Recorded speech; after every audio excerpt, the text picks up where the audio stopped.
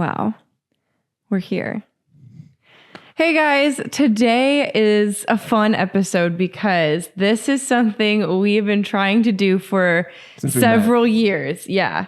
I don't know. It's been one of my goals since before I met you, but I don't know. I mean, have you had this goal 100%. before? Okay. 100%. So we watched all of the Best Picture nominations for the Oscars, the Academy Awards, and $100 and something later, because we had to go to the movies a million times and rent a bunch of things to watch at home. You have to have popcorn when you go to the movies. Yes, we did it. We did it. And this is obviously the week leading up to the Oscars. So we wanted to give you all of our thoughts on film.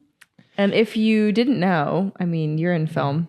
So I am in film. So she brought me on because I guess I'm qualified to talk about this. And so. I like hanging out with you. So yeah, many date nights. So we actually watched them all before the Oscars, which was kind of the goal because we've watched, a couple that we've missed before afterwards. Right. But yeah, we did it. We wanted to, I mean, it's like such a fun thing to engage in cinema, but also I love awards shows. I love award season. I've watched the SAG Awards. We'll be there soon with our own work. The Emmys. Like I've watched I've watched the Golden Globes. Like I watch all the little award shows. I love it. You just watched the Screen Actors Guild one. And I think it's just more fun to actually like know what they're talking about and have a say in it. And this year specifically was a lot of indie films and more like, low budget films that got a lot of exposure, which is kind of different instead of just the blockbusters. And I feel like most of the general public would watch these award shows and go, I've never heard of that movie. So I'm like, I want to actually like dig in and see. Yeah. But yeah, so if you didn't know, we actually used to have a podcast together called Cinema Q. And we would review shows and movies and kind of give our thoughts on them with a faith edge, like kind of talking about our faith and how we can find some of those faith elements in cinema. So today's episode might feel like one of those. Yeah. When you asked me to be on this, I was like, it seems very reminiscent of what we used to do with Cinema Q. Yeah. I'm excited. Yeah. So, do you want to, okay, before we jump in now, do you want to give a quick personal update? If you're watching the YouTube video, I'm hiding behind this mic and I'm doing a lot of closed mouth smiling because we were hanging out last night and I ran an errand to get some food. Chipotle run. Had a rough day, a little Chipotle run. 9 p.m. as one does. I tell India, I could call her and I'm like, hey, I had a tooth that had been kind of going bad for a long time and I got a root canal and a crown on it last summer. And I was like, okay, yeah, I'm proud of this tooth. It's probably my favorite tooth now. Wow. But I called you last night and I was like, hey, this is kind of like shifting and I feel like my bite is weird. And I'm like, is it moving? I don't know. Like it's a new crown. It shouldn't.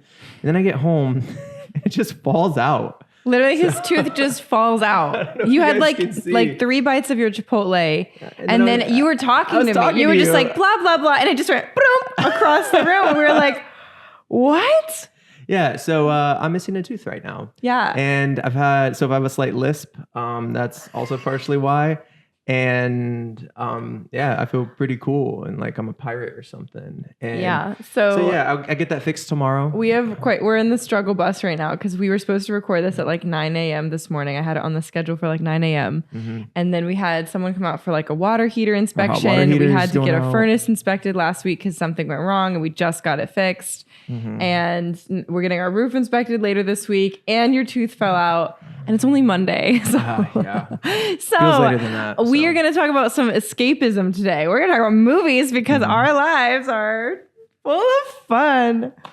So, Yeah, and I also brought, just because I need my comfort things right now, I almost brought my favorite blanket down for this episode, but I have a giant water bottle as well that I'm just going to be drinking out of during this. Yeah.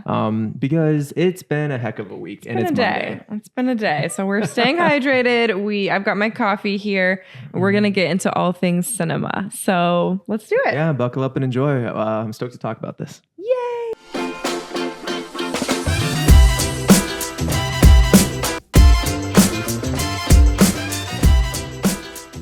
Okay, so this year's Oscar nominations are, like I mentioned a little bit ago, kind of eclectic indie films, maybe lower budget than normal, with a few exceptions. And after watching all of them, we had thoughts about like the whole list too. There was some historical fiction, there were some musicals were a theme, there were some faith themes, and almost every movie actually had like a faith theme, which was interesting. But yeah, what was your take on just like the mix of the bunch this year? Yeah, I'm always hesitant going into Oscar noms for Best Picture because, I mean, art in general is subjective. Is that the right word? Mm-hmm. And just like everyone has an individual. Yeah. And so it's like, what did the Academy this year, all 10,000 voters, think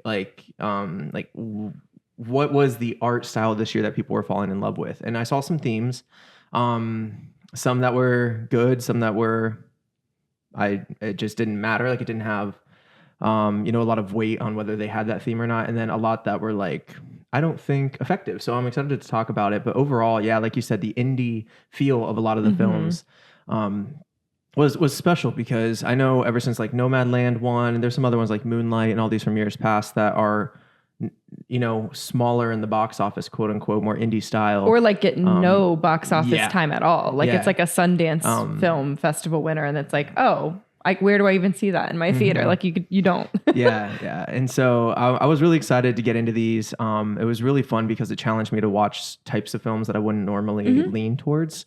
And I think that's why I like this challenge, because I do have kind of my go-to styles, and all 8 films, even though they had similarities, kind of pushed me into, appreciating different styles of cinema and art and cinematography and directing and storytelling and world building.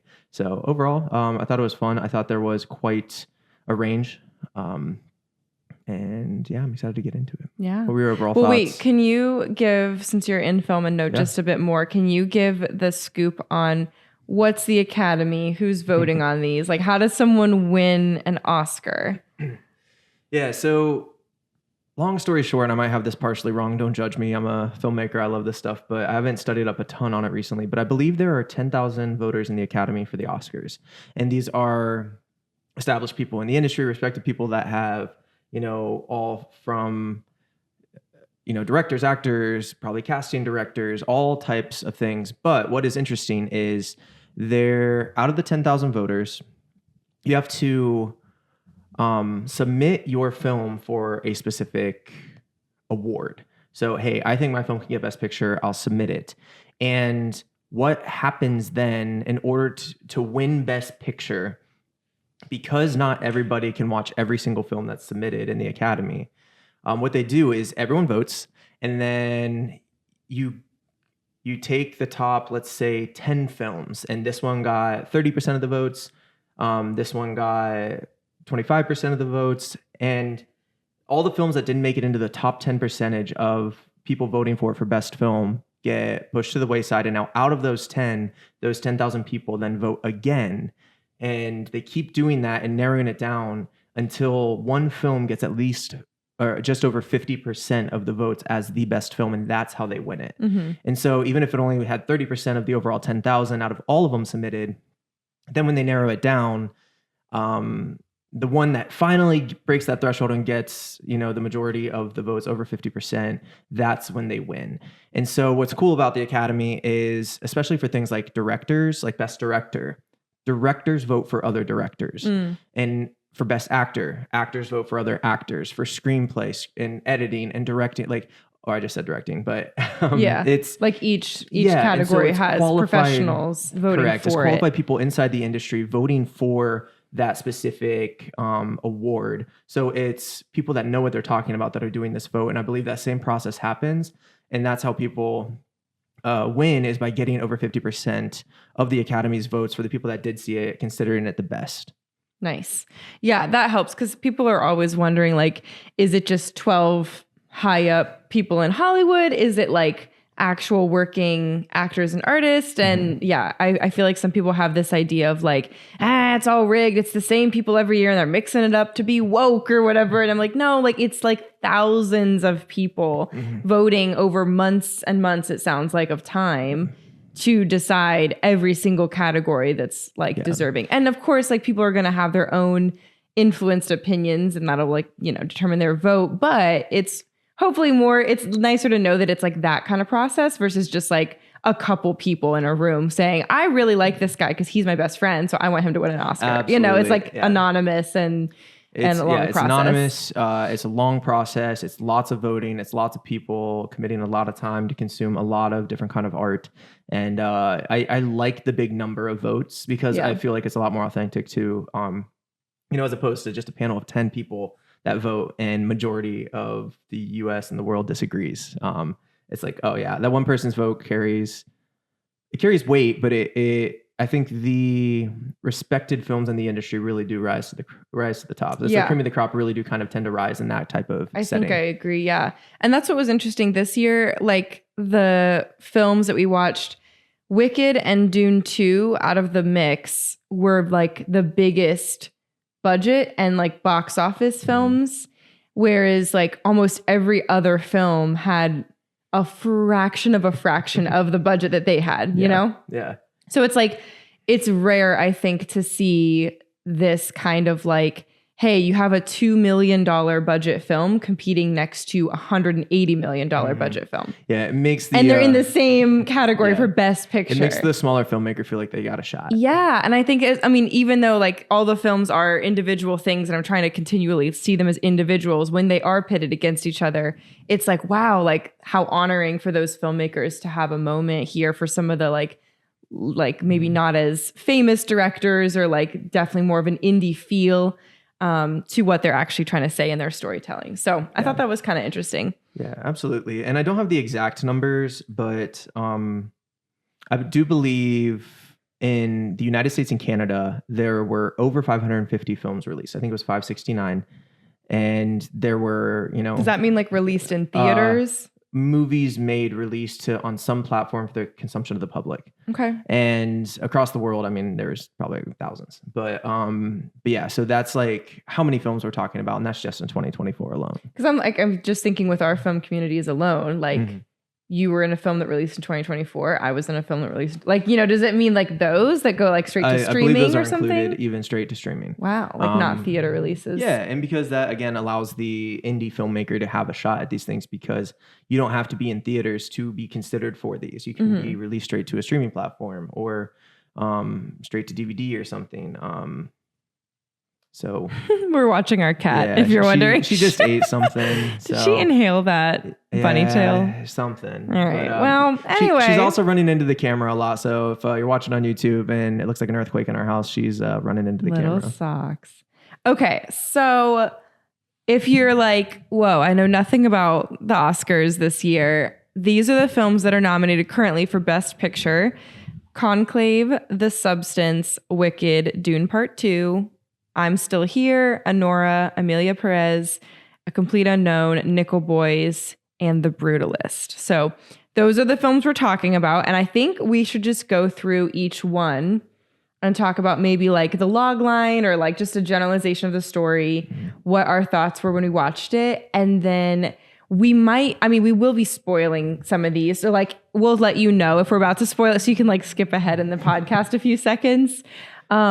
But we'll also give a little score. So if you're like, I'm not sure if I'm going to watch any of these, like we can give a score of like what we thought, and maybe that'll help you know what you want to watch next. So yeah. And I have some notes as well, but I'll kind of do some off the top of the head. And I've been, we've been watching these for a while and discussing it. So I'm excited to, rank these. Yeah, this was a monthly, like this was a process. Yeah. Because Dune 2 was the first one we watched back in last summer. Yeah.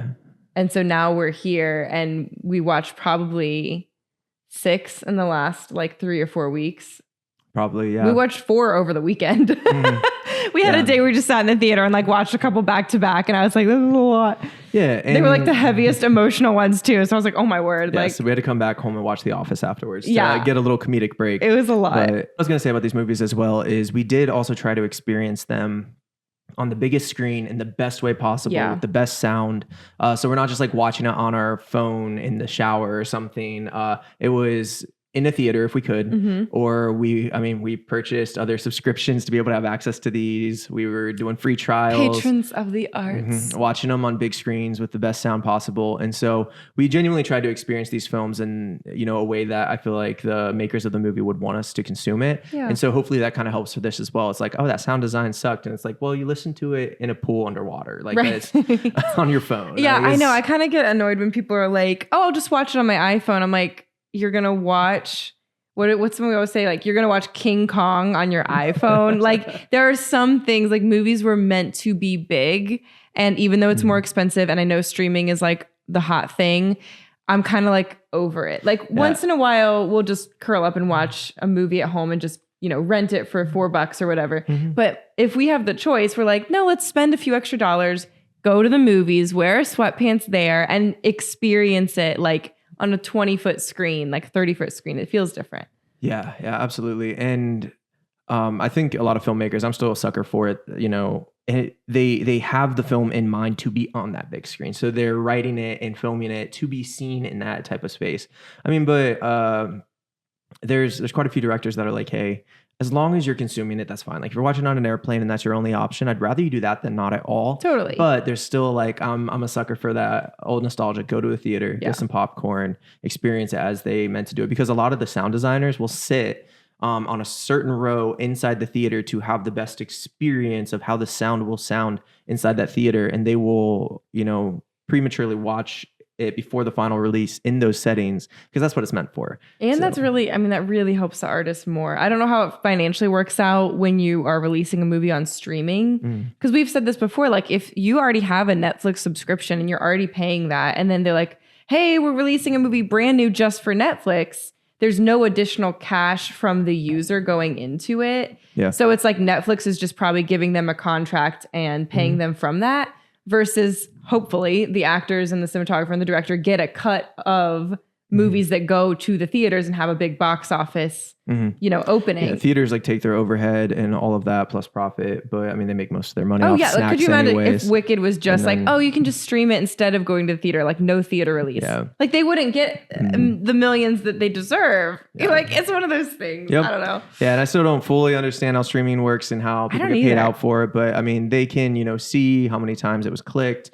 The average household has 4 people or whatever. And so they can estimate how many eyes are on it and try to compensate the creators. Totally. But I just imagine like it exponentially is going to be less than like a box office release, Yeah. There's no way that that they just have that much overhead to go, you deserve more because there was more clicks. Yeah. I don't know. It's wild. Maybe it works like YouTube, but I don't know. But there's no ads. I'm so confused. Okay, we're going to talk about what we do know about, which is these movies. So starting off with Conclave, I figured we'd start there. If you haven't seen it, it's a drama about the selection process to decide on a new pope. It's based in Rome in the Vatican. Spoiler alert. No, it's just like a that's new a pope. log What line. happened? It's just a log line. And then it is kind of like modern day based in the Vatican, and you kind of follow the cardinals. I think that's what they're called, like the higher up, Catholics cardinals. Who come together to decide like who is the next person, and they try to elect. And I believe like the conclave is kind of that middle ground in between the previous Holy Father passing and the selection of the new pope. And so it follows their journey of the election process and all of that kind of behind the closed doors in the Vatican. What were your thoughts on that movie? Yeah, it's definitely slower paced. Like you have to lean in. Starring Harry. Oh, Voldemort. It's starring Ralph. What's his name? I almost said Lauren. Phineas? Yeah, that sounds right. The guy who plays Voldemort in the Harry Potter series, but he has a nose this time, so whole new ball game. At least for most of the movie. Yeah. I'm just messing. Spoiler. And Stanley Tucci's in it. Yes. We love him. And so it is one that you have to, it is Ralph Phineas. Yeah, okay, cool. Something like that. I'll have to look up his pronunciation. Yeah. It has John Lithgow, quite a few names, like quite a few big names. And like you said, slow drama, slow burn, like you have to lean in. It is, about the Catholic Church. And so there's religion based, like religion lingo, there's political lingo. Half of the people sometimes are talking in Italian. And so you're watching subtitles. And so you really do have to pay attention, and it is a slower drama. And so it's not everyone's cup of tea, but if you lean in, it's kind of a snore. Well, I thought it was. I was like, okay, like you're trying really, like they made a boring topic somewhat interesting, but it wasn't like the most like, oh my gosh, what's going to happen next? Yeah. And, and it's not supposed to be. Yeah. But I think the cinematography was beautiful. I think the acting was phenomenal. And I think that's what it really had going for it. I mean, the shot selection, there's only so much you can do inside of big marble halls. Like it's pretty much one set. Yeah. Like they rarely even go outside the building, yeah. and then maybe the little like garden outside of it. So you have to give it some time. You have to lean in, but it was cool to see the dynamic of all the different, people in the decision-making process. There's a lot of scenes. This is some spoilers, so go away if you need to. But like they vote, and it's similar to the Oscar process of selecting Best Picture and all that, where you vote, and if it doesn't get enough, then you vote again, and then you vote again. And so, I mean, you see the same scene happen almost over and over again with slightly different results. So it's a slow burn. Thought the acting was great. You also get like the politics of the church come out a bit, and it kind of uncovers some of that grossness that we see in real life all the time, where there's like church leaders covering up. Unfortunately, this does happen because everyone's still a sinful human. Church leaders covering up stuff that's happening, and you see that in this film as well, and kind of some of that like, you should vote for me, and like some of the pushing and pulling behind the scenes. Yeah, and I did appreciate that. I didn't feel like it was an attack at the Catholic Church necessarily. No, not at all. It was just kind of saying like, hey, this is honestly what kind of happens and may happen, and if like so like everything, things are broken and things can be good. So what you're saying is we're not being Ben Shapiro. We're not saying that Catholics should be mad at this. Yeah, I don't think so. I don't think it's a rager. if you are Catholic, like leave in the comments down below your thoughts on it, because I've studied Catholicism. I've gone to many Catholic, masses with friends and things like that. Like I was a comparative religion minor, so I studied on it, but I don't practice Catholicism necessarily, but I do follow Jesus and I'm a Christian. So it's like... Necessarily? I'm like, you're not a Catholic. Well, I guess, are we Catholics because we're Christians? That's what I'm saying, is like, I know Protestant? about... I thought we were So Protestant. If you're Catholic, like leave in the comments if you maybe had a different... reaction to how they handled certain, hierarchies inside of the Catholic Church, certain political systems inside the Catholic Church. Yeah, I'd be curious to hear that. Yeah, just let us know. But overall, I thought it was good, but it was slow. In my opinion, not worthy of Best Picture. I don't think it will win Best Picture. It did win at the BritBox Awards because it's kind of based in Europe, so it makes a little more sense. But I wrote down like interesting wide shots for having a very similar looking cast, because a lot of the Cardinals were like old white dudes, bald white dudes, bald old dudes, all wearing red all dudes the whole time. Catholic priests, I wrote the discussions of language and differences and certainty in faith being kind of an interesting topic. And then I thought, so one thing I should say about my view of the Oscars and the Best Pictures is whether or not I like the substance of the film. I think that the films that we select as like Hollywood, quote unquote, the film that Hollywood selects tends to be a reflection of what is going on in a cultural moment and like what we are deeming important or important enough to talk about. And so I thought it was interesting with their kind of emphasis on the voting process to pick a new pope. It kind of felt like a parallel to how we like can back and support our vote in elections here. I don't know if that was like intentional, but it really felt like it was very personal for these priests to cast their vote. Like it meant something to them to fully be able to support who they were voting for. Yeah. And we talk about that in elections as like your vote is not who you are. And I fully believe it's not who you are. But I thought that was an interesting theme that like whoever was writing and directing this movie was like, we just have come through lots of weird election cycles, at least in the States. And so it's kind of like, hey, are you thinking this critically about your own vote when you're voting for your elected officials? Yeah. Like, are you having especially conversations with the head people? of the church? And that's why I think everyone was like, I want to make sure theologically I can 100% back the Pope because it matters to me as a Catholic leader. Yeah. And I believe there was a line in the film where this person was like talking to somebody that might, is running to be elected, if that's what you call it. And he's like, no, this stuff matters because if you win, you are about to be the most famous man in the world, because even people that aren't Catholics or Christians, it still affects them, matters in the political system. It's a world leader. It's a big thing, especially when that happens, because it happens like it doesn't happen all the time. It's a long, time that the Pope is the Pope usually, and it's just they're usually gone because they die of old age, and so it's a long process. It's not like, hey, a president for 4 years. It's like this person might lead one of the most powerful religious parts of the world until they die. Yeah. You want to choose wisely. Yeah.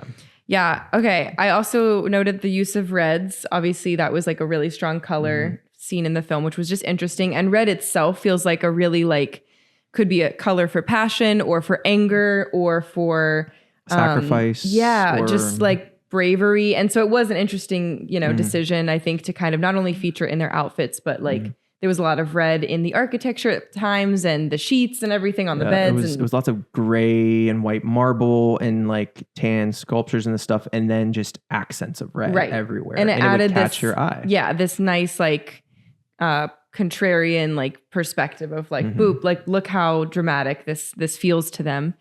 And then I wrote down 2 quotes from the movie. 2 things that I just thought were notable. One of the characters, I believe, Voldemort's character, I can't think of his name, Voldy Boy. They were discussing why he didn't want to be considered for the running of the Pope. Yeah, his name was Lawrence. Okay, Father Lawrence. And someone put the quote out there, if he did not doubt God, but the church. And I thought that was really poignant, especially for anyone who has a faith right now, or even a Christian or Christian adjacent faith right now in the United States. That felt really on the nose for how I think a lot of Christians are feeling, or religious, focused people are feeling right now, is sometimes we are no, I know God's in control. I have a relationship with the Lord. I trust God. But man, is the church letting me down? And I just thought that was a really poignant thing, and a thing that felt that's very 2024 to have in a film. So I thought that was interesting. And then there was another quote that kind of spoils the ending. So spoiler alert, skip ahead if you don't want to get spoiled and you do want to watch Conclave. Okay. Basically, they're deciding on who the new pope is. At the very end of the movie, one of the most well-spoken and wisest of the cardinals pretty much starts to gain a lot of traction. I think people are really interested in voting for this man. And the Pope has to be a man. That is Catholic tradition from my understanding. And so he's kind of having this heart-to-heart with Father Lawrence.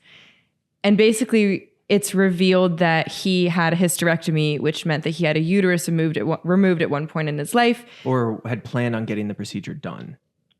Correct. Okay. Yes, that's right. And so by textbook definition, I think he would have qualified as a transgender or maybe a gender fluid person who had genitalia of a male but a female uterus. So it's kind of the big climax of the film. And one of the quotes that he said that I wrote down was, I feel like it was more of a sin to undo God's handiwork, in saying that's why he didn't go forward with this hysterectomy procedure. It was more of a sin to do that than live in the body that he was already given. Yeah. I thought that was so beautiful, and also what an interesting and timely response, because I think the conversation of transgenderism is really hot right now, and it can be very heated. It's a big political thing. It's theological for at least us and a lot of people. It's a big topic, and it deserves to be handled with a lot of sensitivity and empathy. But I was wow, what a beautiful reflection of this person saying hey, I maybe have some of these identity issues, or even the physical body that is combining 2 different genders in a couple ways. But for me, I'm not going to undo what God did in creating me. And I mean, I don't know if I have a full thought from it, but just what a conversation starter. Yeah. Especially in the context of the church, Yeah. And because Lawrence was in charge of kind of overseeing the conclave process and helping with the election of the new pope. And this guy didn't even have like traction before. He was like a lesser known cardinal. Yeah, and we kind of knew her coming up. And then, is that the right word? Are we just calling them birds? Yeah, probably. And there was a lot to this, and I know we have like 7 other movies to get through, so I won't spend too long on it. But he rose, like the traction was gained. Like you said, he almost left, and the previous Holy Father knew about his, laparoscopic hysterectomy is what it was called. And he got some traction for the votes when, terrorist attacks happened, and a lot of the other people running to be the Pope, their response was us versus them. Let's do war. Yeah. They are awful. Who are these Muslims? We are the Catholics. And then this person stood up and was like, hey, this is about following God and loving his kids, which are both sides of the equation. Yes. All sides of the equation, everyone from everywhere, like that is who God desires to know and be for. And so then in this nuance, it later is revealed that, he was born with, different parts and all these things, body parts and, genitalia and all that. And he's like, maybe this is what the world needs, is somebody that understands the nuance and kind of the crossover between the church is wanting to other people. They're wanting to like separate and have division. And he's like, well, maybe this is what God meant this for, is for me to be able to understand the nuance of some things and how things can be complicated. And I just thought that was really beautiful as well. Like using something that was seen as like a lack of the ideal, and like he almost got the procedure done, but then didn't, because he's like, hey, this is my testimony. This is my story. And I want to use this to help people. And I just thought that was cool. Again, like, I don't think it's like a, seminary graduate writing these kind of films. So they're not going to like theologically, push everything out in a way that we can all go, oh, perfectly said. But I think what a good conversation starter. And again, for a worldly quote unquote film to talk so wisely about this topic, and especially how the church would handle this topic, I thought was really well done. Great conversation starter. Good film overall.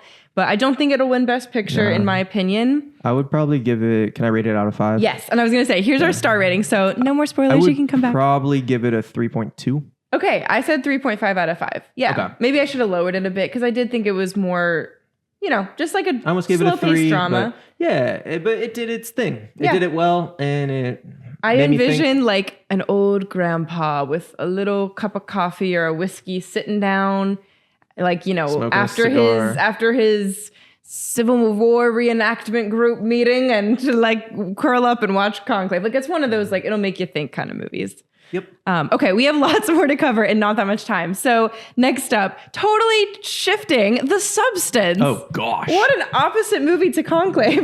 Yeah, the Substance needs Jesus. Okay, so logline, or not quite the logline, but like the summary of this film is, it is a horror film. It's a body horror film focusing on one female who kind of gets this opportunity to be young again, so to speak. And a public figure, a famous like person. Yeah, it covers everything from beauty standards in Hollywood to greed and jealousy and just the female pressure and all that stuff. So that's kind of the spoiler-free version of it. It is horror, and I didn't really know that until like maybe a day before we were like, yeah, we're gonna watch it. And I was like, oh, okay, I didn't really know it until like 10 minutes into the movie. Yes. Wide angles used a lot. They used a lot of 1-point perspective, block colors like yellow, neon green, and blue. And I have some thoughts on this, and I kind of wrote as my summary, like brilliant and grotesque at the same time. Another thing for me is like when I'm watching these, I know this isn't the best way to judge films, but I think like all the critical thoughts, and then I go, but will I watch this one again? And that's kind of also what I'm thinking, like for Best Picture. Best Picture, you need to think like this will be a movie we will rewatch. This is an iconic staple of this year. It's going down in history. I don't think The Substance will be one that I'll rewatch necessarily, but I do think I liked it and appreciated it more than I was thinking I would after I let it sit with me a little bit. Yeah, and we got to talk about it some, which was helpful. Yeah. So now we're getting into the spoilers. There's a lot of nudity, not in a sexual way, which I appreciated. There's a lot of sexualized dancing, which was like, you were like, I'll look away. Like, yeah, I think I missed about a third of the movie just closing my eyes. It was like close-ups of like, young girls dancing in thongs and their butts and all this stuff. But I will say it was all for a purpose. It wasn't just like, let's push all the sexualized stuff for the sake of it. It was to make you actually feel like this is gross and this is what Hollywood and specifically like the male gaze does to women. Like it very much felt like it was purposeful. It wasn't like, let's just have all these weird sex scenes for no reason. It was like, no, let's like really show like this is this beautiful woman in her 60s and her body now. And look at this young 20-something who's hot and fancy. And like, let's like show how disgusting it is that we really idolize her youth, basically. Yeah, so especially for women from the men's perspective. Yeah. Too. And so, yeah, I mean, it was well done in the sense of like, yeah, it didn't feel cheaply used just for, to get people to watch it. It actually felt artistic in the story it was trying to portray. And it did pretty dang well with it, I think. Yeah. It was pretty gross too. There's a lot of grossness. So like she takes the substance, which is in my brain, like a really ultra idealized version of Botox. It's like, this could never happen in real life, but it's kind of like feeling the same way of like, hey, I'm older. I've been in the public eye for so long. And the only way for me to basically keep my job and to still be relevant is to take the substance. Yeah, and not be replaced by the next youngest, hottest thing. Right. And it basically makes a younger version of you physically, like you split your body in half and a younger version of you comes out and can live and do whatever for 7 days. And then you switch back to your old body. So it's like really gross. Like there's like actual scenes of like, this weird thing coming out of Demi Moore's body. Yeah, and then like, she's stitching up her old one. And it's like kind of demonic at times. Not demonic, just grody looking. It's like, slimy old, nasty. Horror. That's where the horror comes in. It's like literally bodies splitting open for the younger self to come out, to then draw the spinal fluid substance from it to live off of, to stay young. But then you have to like go watching back like through to our fingers, like deform your body. And then again, these are all spoilers and stuff, so listen away. But if you become greedy and selfish and don't switch back in your body, you are taking from the other self and deforming them, and it's really a cool. It was kind of a fresh take on The Picture of Dorian Gray, which is an older book. Yeah. It's like one of those literature classics where like the portrait gets uglier and uglier, but he preserves his youth, kind of thing. And it was pretty much that in like a grosser way. But I thought it was really interesting, very interesting horror concept, really kind of I hate to say the word fun, but it was fun to like watch it play out and go, wow, like how would, if a chemical like this existed, how would this play out for this person? And very quickly you saw how, okay, she gets to be younger for 7 days at a time, keep her job, be fancy. And that seems like all she wants. But now she's getting jealous of the younger version of her, which is still her. She's envious and it seems to be ruining her life and tearing her up on the inside. And because of that, then the younger one is selfish back. Right. And so I think it has, I forget the term right now, but it speaks to modern day in the sense of things that are meant for quote unquote good, people will ultimately misuse 100%. For selfish and greedy purposes. Yeah. And I think that's, what's the word I'm looking for? Like a contortion. No, it tells about like how the things human are. condition. The human condition. The sinful human condition. Yeah, it really does. It really did. In like some things can be quote unquote good, but humans will corrupt it and we will use it for selfish and greedy purposes that then will make it not as it should have been. I mean, AI. Right. And stuff like that. So I'm just like putting into context modern day things that AI can be good. Use it to heal diseases and things like that. Yeah. But when humans become greedy with it, it can be more dangerous than good. And I think this film showed that complex nature of, supposedly good things. Like desiring to be young isn't bad, but it's not one of those at any cost things. Correct. And you also have to learn how to grow gracefully and be appreciative of the years you do have. 100%. I was going to say, you mentioned the sinful human nature. Again, if you're a Christian and you're like, ew, I'd never watch horror, this one might be a harder watch and use your best judgment, but you can find a really solid, I would say this is a solid film that really dives into some of that sinfulness from both the male perspective and the personal war against yourself. It's interesting when you're like, ew, these aren't Christian films, but they have Christian themes. They really do. Okay. One other thought on this movie was it felt low budget to a degree of simple, kind of a simple concept. There was really two main actresses. Yeah. And then Dennis Quaid is the one male actor. It feels attainable. It felt you could definitely have a low budget and pull something like this off. It felt lonesome in the right kind of way. It kind of shows you the protagonist's point of view. And then it starts with a shot of this, Hollywood star, on the pavement, right? When you're a celebrity, you get a Hollywood star, and it ends with the Hollywood star again. And the third act is kind of this really absurd, it gets a little out of hand. We were like, what are we watching at this point? But I think it was really important to note that at this point, it showed the pure absurdity that women will go to preserve their youth in the name of male approval. Because at that point, at the very last, couple minutes, she's this absurd, insane looking monster trying to be beautiful on the stage in front of an entire sea of men. And so it was just oh my gosh, this is so absurd. What are we watching at this point? But we're oh, it's supposed to feel absurd because look at how absurd women in real life, look, essentially doing this for not just themselves, but for men to stay young and youthful and pretty and sexy for men. Double-edged sword. Yeah. So it was a weird one, but I think it did a good job of exploring some of those weirder things. Yeah. And sometimes when they lean too much into something, I was like, oh, that was a good film. And then you just lost me. You did something completely different. This one almost did that for me, but I think that was the point. Yeah. And where I was like, that is absurd. Why is this still happening? Why is that scene still going? Why is that blood still spurting? Yeah. Why is, and it's it got to a point where I was like, okay, come on. That's too much now. And I think the point of it was exactly. Right. Exactly. And especially as a woman watching it, I was like, oh, exactly. We do too much sometimes. And for what? For why? Yeah. And again, double-edged sword because it's the male gaze and the women trying to do that and the expectation put on them. But then them doing that, and it doesn't only hurt themselves, but also the male gaze in a way. And then there's new expectations. And it's wait, why did you even change yourself for the approval of someone that doesn't care about the actual you? So it was, I think it was fun. It was a unique idea, which is hard to do anymore. Yeah.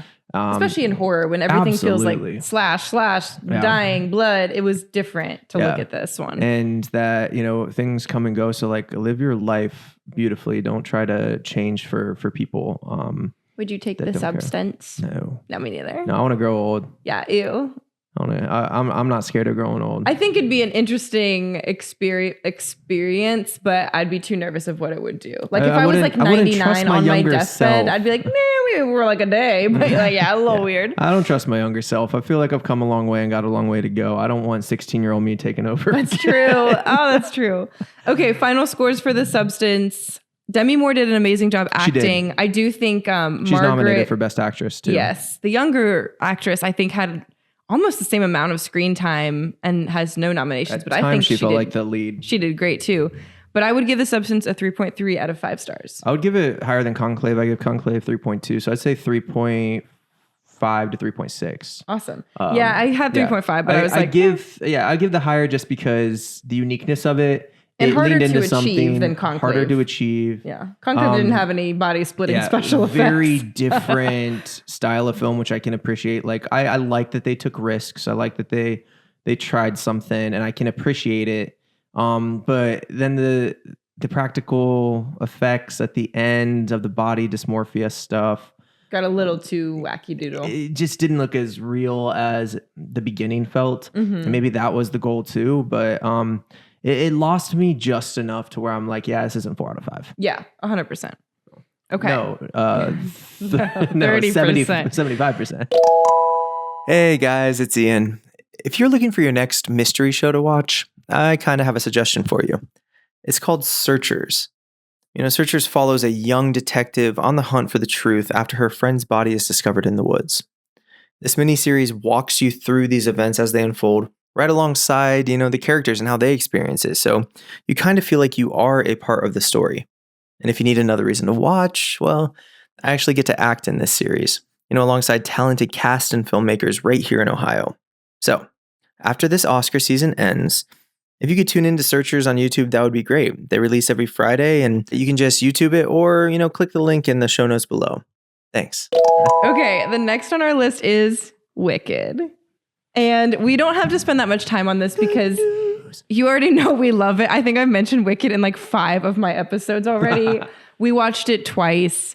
A crowd favorite. Mm-hmm. I mean, if you haven't seen it already, go see it.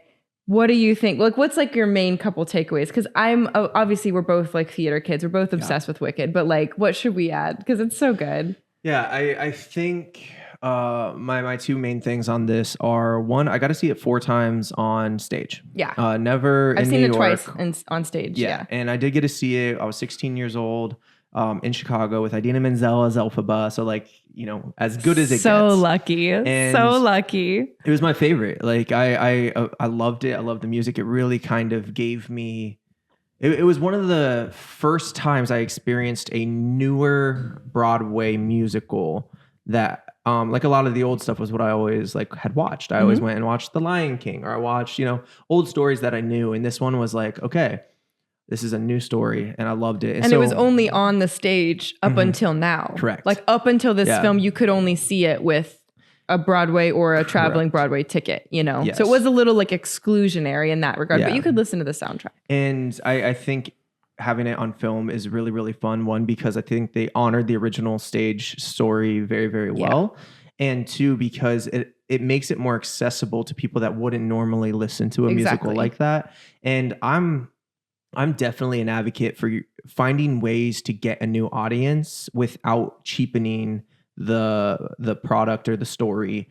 And I think they did that very, very well. Yeah. They casted well. I was a little nervous about Ariana, but she killed it. She killed it. I mean, she killed it. And I just think a lot of the actors and actresses went into this holding reverence for what has happened on the stage and wanted to translate that into a platform where you do have a maybe different and bigger audience, because not everyone's going to go see stage plays, but the varsity quarterback might go see Wicked because his crush wants to, type thing, in the movie theater. And I really appreciate that. And they honored the story. They casted well, the dancing, the cinematography. Like when I look at these movies for Best Picture, I kind of think of it as if I was the director and I made this film, would I be proud of it, type thing. And this is one of those that I'm like, holy heck, if I could get a film like that with the practicals and the dancing and the singing that was live, like people want to critique and people always just want to be little, where they're like, oh, well, she didn't do all of her stunts and other people have sung live before and all this. And I'm like, yeah, we've been a little internet warriors defending why do you Cynthia have to be Erivo. so negative? Why can't you just appreciate that this is incredible art? Yeah. And John Chu should be very proud. This is a beautiful film and for the world they built for everyone. And that's one of those things is a lot of the Kids, times these adults, Oscar grandparents. movies, almost every single one of these was rated R. I think Wicked was PG-13, and the only 13 is just because like dramatic dancing, maybe. I don't know. And nothing, slight violence. there's no swear words, there's no sex, there's no violence. Like it's hard and rare to see an actual blockbuster crowd pleaser in the top consideration for the Best Picture. And so I'm really happy that like we're finally seeing it get those nods it deserves, but also that it's not like a cheap, dumb film. Yeah. That, like you said, jocks could go watch Wicked and be like, that was good. Yeah, like it's people who don't like musicals. My older pleaser. brother is an engineer. He does not like musicals. And he was like, wait, that was so good. What's going to happen in part 2? And I was like, yes, I told you 20 years ago. It was good. Yeah, absolutely. Absolutely. And I think that's what I really like about it was it didn't lean on the typical things that get views, right? Yeah. It's like there's not a bunch of sex or there's no sex, but there's no language that is inappropriate for very young audience. There's little love triangles or love whatevers, but they're not leaning on romance to drive it. It's a unique story and a unique world that was built that, they didn't use cheap things as the foundation for the film. Right. And I really love that. And good stories don't need cheap things to make a good movie. The concept of a love triangle isn't necessarily cheap, but sometimes it's a trope that people use just because it'll get extra views. Right. And it's like, that was unnecessary. That didn't need to happen. And they just did really well on like creating a story and a problem that we can all relate to, but is somewhat unique and new. Yeah. And I think that's what I'm looking for in Oscar things sometimes, is like, was it unique? Was it new? Did it take risks? Did it land? And did they execute well? Yeah. Across the board on casting, directing, cinematography, editing style. And it's hard to film live stuff. And it's such an accomplishment. It's such a beautiful film. And this one's hard too, because I'm viewing it as like, we obviously love musicals. We love this story. We love this one. But at the same time, like, I'm trying to think, okay, I can't let my bias, because I just actually love this one, cloud my vision for when it comes to the Best Picture nomination. I think I'd be really surprised if it won Best Picture. But if I had my say, I think between this and Dune, like, those would be my votes, because the amount that you have to achieve and the amount of decisions the director made to achieve this. And he's not even nominated for Best Director, mind you, which I think is insane. I'm gonna fight someone. But the movie's nominated for Best Picture, and it's nominated for 10 Oscars, which again, for a crowd-pleasing, family-friendly musical, that's just super rare. But like the decisions to create and build your own props, and for Cynthia Erivo to choose to do her own stunts, to sing live, and to be in green makeup. She didn't do all of them. She could have done CGI green. She could have let someone else do all the stunts. She could have sang pre-recorded. Ariana could have chose the same. They all made the harder decisions, and to still pull off something so incredible and emotional and powerful that almost anybody who watches can relate to. I don't know a single person who walked out of Wicked and goes, that wasn't good. Like, I don't know anyone. I don't know anyone. It's if you have any sense of humanity, you walk into that and you if watch you're it human, and you're like, that was fun. That was fun. If it's nostalgic for you, or if it's just like, hey, that music just hit some emotions. If you want to get deep about it, I mean, it's not inherently political, but it is to a degree. I mean, almost every movie has a theme of like, something's going wrong. Are we going to be humans and stand up and be brave or not? And that's kind of, there is a political nature to it too. Yeah. So I just think it accomplishes so much in being such an amazing family-friendly film. So and along with like the substance, there's like, Elphaba believing she was born wrong. And she wants it fixed. Right. And so her desperation is like, I don't need anything else but to meet this man or this wizard that can possibly solve my problem. And so it gets a little spiritual in there of like, hey, we all feel incomplete, or like we're struggling with something. And it was cool to see a story that leaned into that of like, hey, why do I not feel complete? Because I'm being judged about myself by others on this one specific thing. And so it was cool to like lean into that as well. Yeah. I gave Wicked 100 out of 5 stars just because I like it. That's illegal. Toss. I would probably give it a 4.65. Yeah, it's pretty darn good. Yes. And we saw it a couple times in theaters. My two critiques, if I want to get real nitpicky, the only two bad things I could say. Didn't look like he was in college. Dude, Fiero's freaking cute. The only two things I would say is when Fiero and Galinda have the end of their sing and dancing through life, it's backlit, and both of us were like backlit, and that's fine. It just doesn't have the emotional impact because it's backlit. Can't see details. That's my one nitty gritty. When they're leaving the library. And then the second, and it's so minute, it's not even funny, when Ariana Grande goes, "What they need," and it's just her little pop voice, and you can just hear it like one time. One time. The rest of the movie, she was Galinda. In that one microsecond, she was like, That's it. That's it. That's no other notes, and that's insane for me to have that kind of two micro changes. That's it. Yeah. Also, Jeff Goldblum, love him, but oh yeah. And I think that's my go to the bathroom song. Like when we saw it in the theater, I'm like, gotta pee. I think his acting was spot on for the wizard, but his singing was like, they're just not the strongest songs in general. So nobody could really kill those songs. The thing is with Jeff Goldblum, he's always Jeff Goldblum. Yeah. In every role. Yeah. And like you can always see that, and that's why he gets cast. But he's never really transforming and embodying someone he gets new. casted into roles that Jeff Goldblum can play. Exactly. And so that was one of the fine. other things. It was like, yeah, it's not a perfect film, but it is really good. And like you said, like when you think of best films, you want to see them again. And we even watched it a couple times in theaters. Yeah. So obviously we wanted to see it again. We're big Wicked I stands. give it a good like 4.6, 4.65. Yeah. To be realistic, not 100 out of. And speaking of 2000 transforming into a character, Tell the me about next film we're going to talk about is A Complete Unknown with our boy Timothée Chalamet. Yes, ma'am. We watched this one yesterday, so That was just yesterday. I know. We completed our Unknown. circuit with this one. And I have some thoughts, but I think, off the bat, Timothy did a phenomenal job. And I knew pretty much nothing about Bob Dylan. It's a biopic about Bob Dylan, and specifically between 1960 and 1965, his era of like kind of being discovered as an artist and releasing some albums and growing into fame. But I mean, right off the bat, Timothy did a phenomenal job, really embodying the physicality, the voice, singing, learning how to play those instruments in the same nature as this artist. So he's so talented. I mean, we've talked about this. It was like, really you can impressive. be tired of seeing him on the screen, but he is one of those like kind of superstars in the rising of like, this kid is talented, and just because he gets all the roles, I think he actually deserves them because he's very, very good. And he's a theater kid. He like has grown up doing this. Went to acting school. Like he's put in the work, and with this one, he's like he knew the weight of carrying the legacy of Bob Dylan on in a biopic. Right. And he leaned in, and it was like 9 months that he just lived, ate, and breathed that person, this real life person.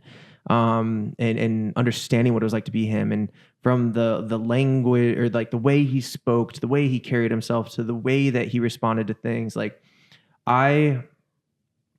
when you get that big of a name of Hollywood, it's hard to not see Timothée Chalamet playing a character. And frequently he invited me into the performance so much so that I believed he was Bob Dylan. Yes. I didn't see Timothée Chalamet the whole time on the screen. And I saw a good actor portraying Bob Dylan. Yeah. And maybe just saw Bob Dylan. That's what's funny is literally walking into the theater, I said that. I was like, I feel like I always see Timothée Chalamet as Timothée Chalamet in Lady Bird and in Little Women and in Dune, and I never see him transform. And then as soon as I sat down, I was like, well, I'm eating my words. Like he's transformed into Bob dang Dylan. Bob dang Dylan. I was like, wow, that doesn't even look like him. Like he did a great job. It made us want to smoke cigarettes.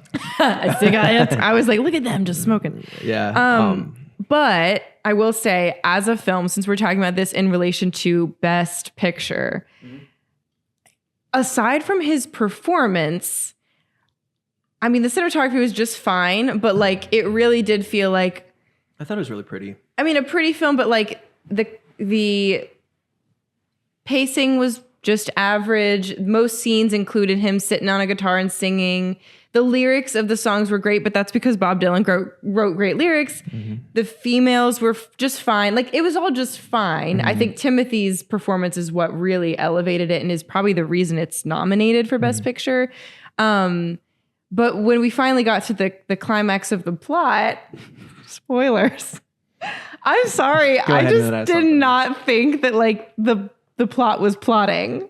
Like I was so underwhelmed with the whole, climactic scene. So basically we watched this whole film and it doesn't really make you empathize with young Bob Dylan or really see his struggles as an unknown artist. It just kind of, you're plopped into, he's arriving in New York and here we are and he's befriending famous people right off the bat and already has record deals and already is going on tour with people. And then we get to the big moment where like he's playing an indie folk festival.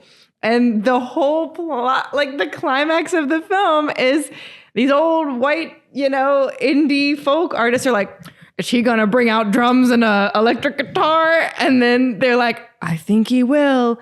And they're like, oh, I think that's okay, Bob. I really think that's fine. But, we got to keep fighting for political rights and justice. And Bob's like, oh, man, I got to play my rock and roll. And then he goes out and he plays rock and roll. And Johnny Cash is like, have my guitar, kid. And like, then the crowd, the extras, I think, are what did it for me.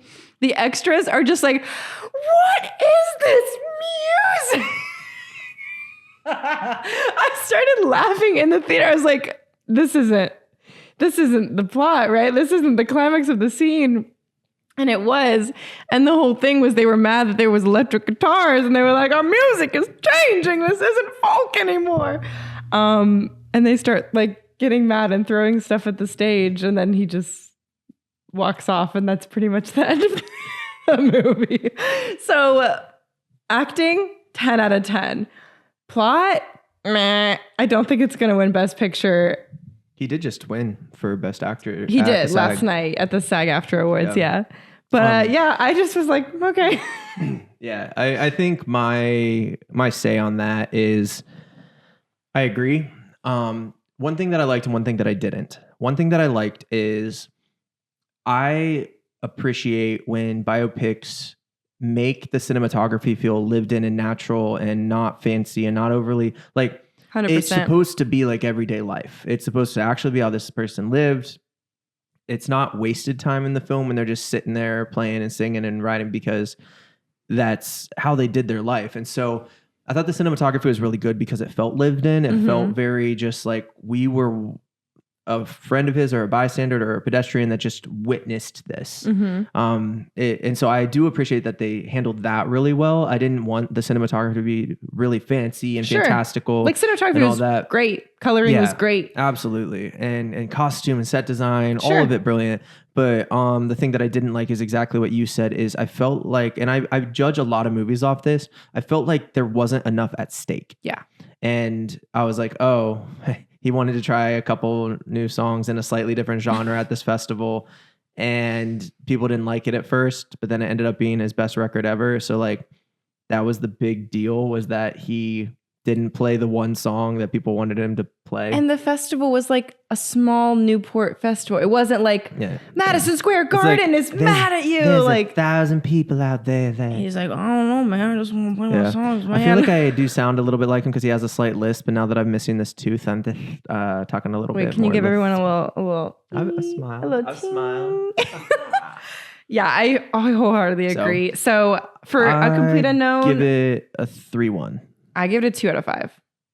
2 out of 5 stars. Would I give a 3-2 to Conclave? I think so. I'll give it a just straight up 3. Yeah, I said 2 out of 5.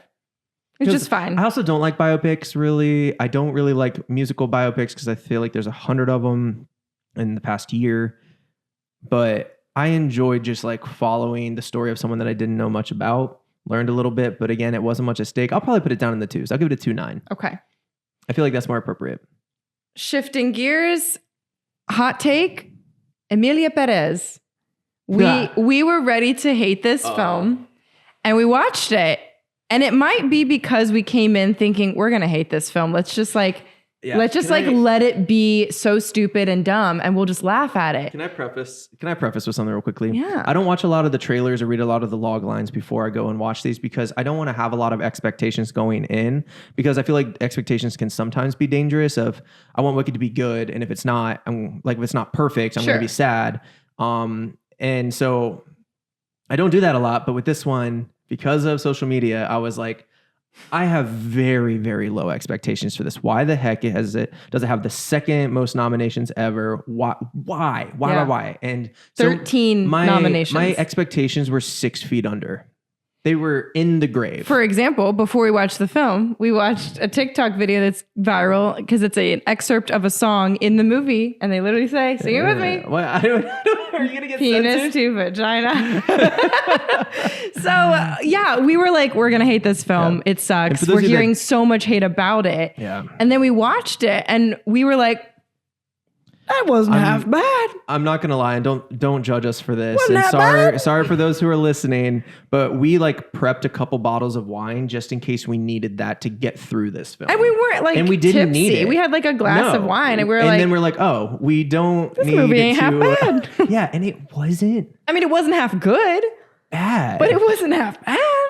like Selena Gomez did well. She did like, probably her best don't- acting I've seen from her. I don't like her performance really in Only Murders in the Building. Oh my god. She probably can't help her voice change. I don't know what that was from. Maybe But the smoking. thing is, it was different in that. So I think like maybe that is just her character there, but like she did really well. Yeah. And I kind of liked it. So the premise for those of you that don't know is yes, logline. There's a gang member of the Mexican cartel. He's a leader of the thing. And what you hear on social media is that he wants to transition into a woman. And that's about all you kind of know. And another piece of flack the film is getting, which I happen to agree with to a degree, it's written by some French filmmakers. And so it's a Hispanic musical about a gang cartel leader transitioning to a woman, written by French people, and it's all in Spanish. Yep. So if that's not confusing enough, I was like, yeah, I don't like that. But then the more I thought about it, I was like, I don't think language should be a barrier in filmmaking. Mm-hmm. And if someone has a good idea and they don't share the same culture, at least it's their job to pay homage to that culture as best as they can. It would have been worse if it was like French filmmakers trying to make it in French about Hispanic culture. It just would not have made sense. Yeah. Maybe it still doesn't make sense. Maybe we're just, crazy right now, but it wasn't half bad. And the songs were a little strange for the plot line to have songs. Like it didn't feel like a musical. It kind of felt like Lin-Manuel Miranda wrote it. It was a little more like rap speaking or hip hop esque. It was more conversational talking with some tonality changes. Yeah. And so I thought it was really interesting overall. I do think it's worth a watch if you've heard a little bit about it, or at least maybe if you've been like, I'm never going to watch this movie, I'm going to hate on this film. Maybe give it a go just to see. Yeah. Interesting subject matter for sure. But again, we're talking about spoilers. We're talking about the topic of transgenderism. It makes sense in 2024 to see this kind of film come up.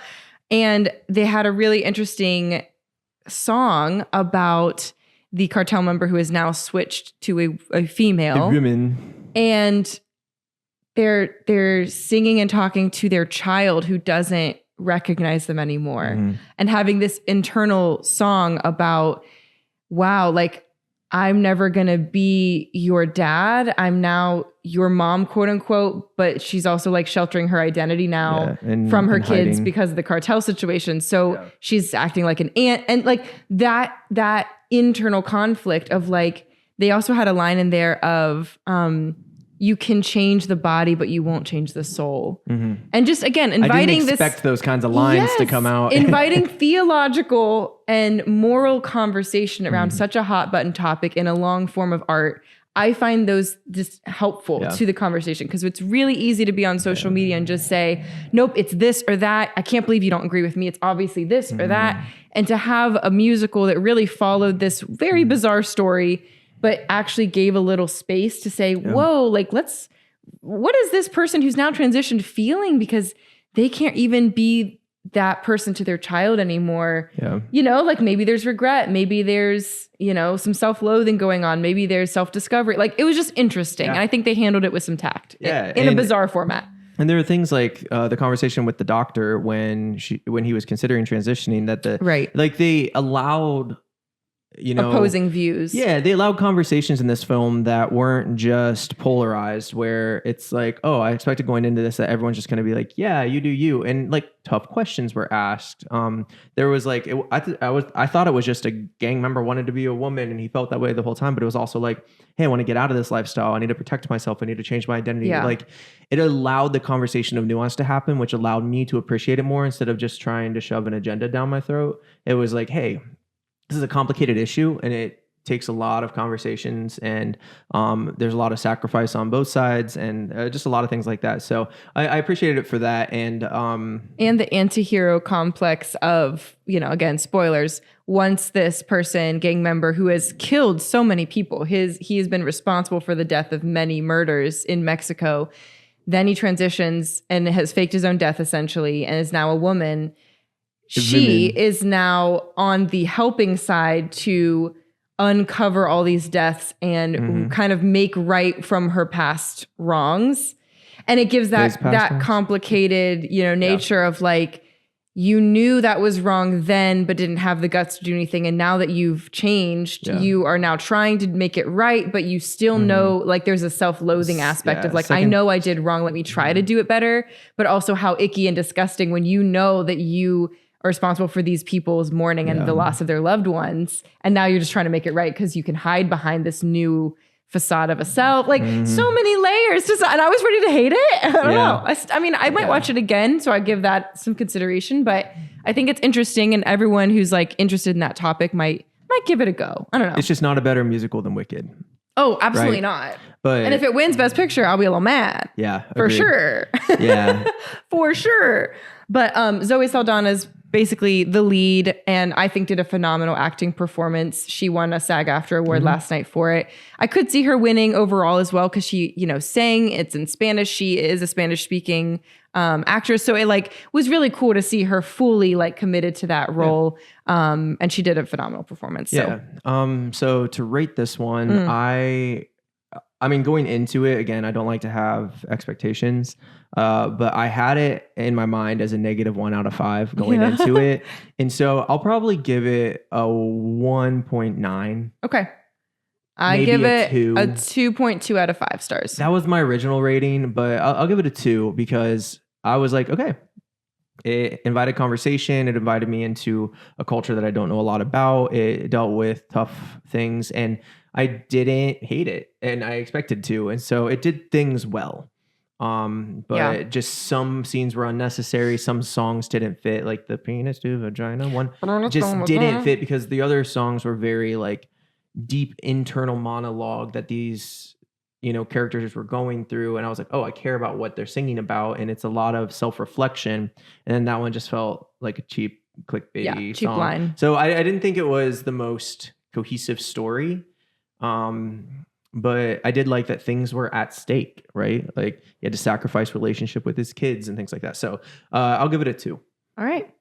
I'm going to flip on the lights because we have more to talk about and we're losing light in a second. So you'll see me do that in a minute. But let's talk about Dune Part 2 next. Okay. I would like to watch this one again because I watched it back when it was released in the summer or fall or whenever. A great one to watch in theaters. Yes. Do you want to give the logline summary for this one? Yeah. I mean, I'll pull it up because Dune, it's from like a comic book series, right? Dune is like a there's series books from too. the 80s. Yeah, books, it's not comic books. Yeah.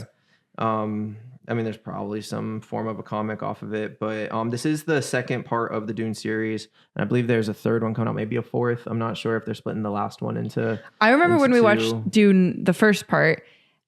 Like there's this whole concept of the sandworms, and all I wanted was more sandworms. Yeah. And so I'm really happy that like there's many good things about Dune Part 2, but I'm like, finally we got some more sandworm action. Absolutely. And things with movies like this is like, I love the Lord of the Rings series, and some people are like, oh, it's slow and you have to learn different languages and the whole political structure and world that this lives in. I'm like, yes, please. Like, correct. I want that because I, as a filmmaker and a consumer of films, am willing to put in the work to understand the world, and I want to learn about it, even if it's the slow, arduous process of learning the political systems and all of this traditions and language of a whole planet and species and all that. So I really like those types of films. I think some movies are to escape and some are to immerse yourself into when it's coming to like fiction. Correct. And I think something like Wicked feels like it captures both. Something like Dune feels like it makes you immerse more than anything.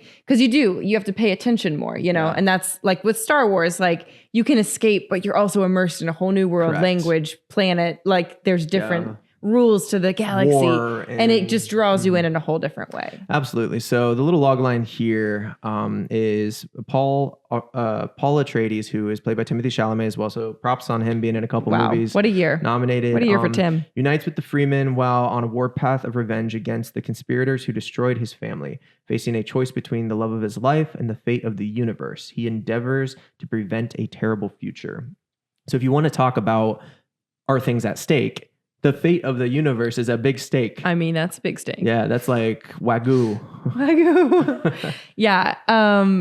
Really beautiful cinematography. It felt like art direction. It felt like contrast. It felt like an exploration of composition. Like you see all kinds of beautiful stills. And I almost bought this for you many times. There's like a coffee table book where they have stills from the movie because it's just really feeling like art. Like you could walk through, if they just did a screen grab of any scene and put it up in a gallery, you'd be like, yeah, that's artful. Like the way they play with space and the sand is like the spice is, it's like a resource. It's beautiful. And especially neutrals are in, and Zendaya's looks in the real life, like on the red carpet, were very popular. There's all kinds of like pop culture elements that I think contribute to the excitement of it and like why it might be so successful.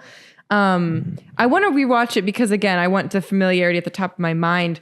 But I do remember, because it's a sequel, you kind of have to have seen the first one, paid attention, and then you're kind of plopped back in to right where you left off in the first one. And there's now political conflict and multiple parties at play and power, and the themes of Messiah and the themes of a leader and a religious leader come in.